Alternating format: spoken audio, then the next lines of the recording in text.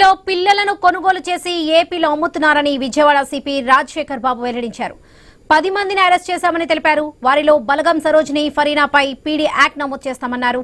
ముంబైకి చెందిన సతీష్, కవిత, సూరి ముఠాగా ఏర్పడి పిల్లలను విక్రయిస్తున్నారని తెలిపారు. నిందితులపై 3 కేసులు నమోదు చేశామన్నారు.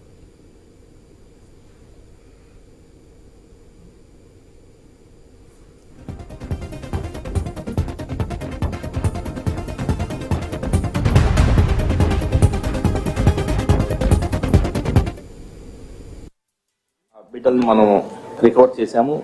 రికవర్ చేసి అందులో చాలామందిని మనము అరెస్ట్ చేయడం జరిగింది. అరెస్ట్ చేసి వాళ్ళని జైలుకి పంపించడం జరిగింది. ఆ కేసులో బలగం సరోజిని అని ఒక లేడీ, తర్వాత మరో నలుగురు మహిళల్ని మనము ఆ సమయంలో అరెస్ట్ చేసి వాళ్ళ దగ్గర ఉన్న 3 పిల్లలను స్వాధీనం చేసుకుని తర్వాత 4 లక్షల రూపాయలని కూడా స్వాధీనం చేసుకోవడం జరిగింది. ఆ తర్వాత మళ్ళీ ఒక 3 పిల్లల్ని రికవర్ చేయడం జరిగింది. అంటే మొత్తం 6 మంది పిల్లల్ని మనం రికవర్ చేసాం. 4 లక్షల రూపాయలని ఆ రోజు మనము రికవర్ చేసి 5 మందిని రెస్క్యూ చేసి 5 మందిని మనము